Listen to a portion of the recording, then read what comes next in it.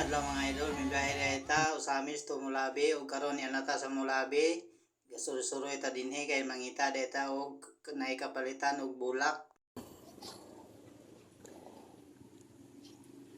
Ayo.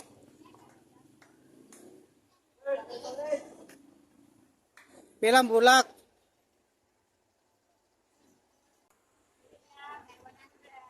Ay, 100 na. Nagagbayla ka na lang. Isa lang.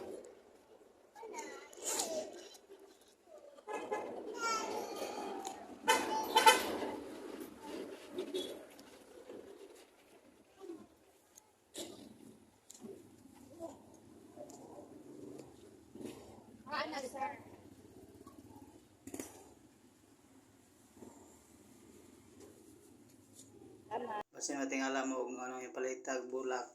Karong adlaw ay mauron ang adlaw nga natawahan sa akong usa ka anak nga tuwa na sa lahing kalibutan. Para nako mas nindot pa handumon ang iyahang natawahan kaysa pizza kung unsay nahitabo niya. Kay bisan pila na katuig ang nilabay, nagpabilin gihapong buhi og presko sa akong kasing-kasing, di gyud nako malimtan tungod sa mga tawong walay balatian, walay mga batikulon ug walay mga kaluoy. Sa mga bag-o akong followers nga wa pa kahibalo kani day akong anak usa dinhi ka biktima sa rape, biktima sa pagpananamas-tamas sa mga tawong walay balatian.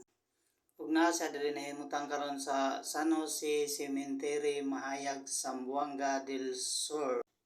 Ug karon naa naman gyud ta diri aron atong handumon ang iyahang adlaw nga natawhan.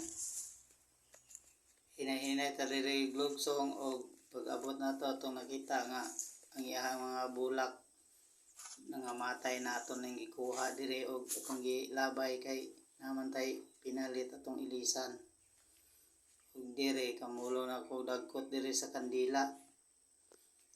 Pulo ni ka kandila kung idagkot sa iyaha kay karon unta 10 na ang iyang edad. Namatay din siya atong March 2, 2023. Bisan pila nakatuig ang nanglabay, pero kung makahinumdum ko, makatulog yapon ang akong luha. Kay balo ko unsa kasakit ang iyahang nayaguman. Ngadto nga time nga siya gikutluan sa kinabuhi, pinaagi sa mga taong gisatanasan, way mga kaluoy. Samtang ga-edit ko ng video ha, nagilak yung ko, nagainomdom ko sa iyahang, di yun lalim ang iyahang nayaguman. Isang pila na katuig, labas siya po sa kong kasing-kasing. Kinibatabutan kayo ni. Kinikulit na ko, muamin din eh mo case, maingon din pa, na kay dalapan. Mao gina akong mauna-unaan niya munang sa matag higayon nga makauna-una ako.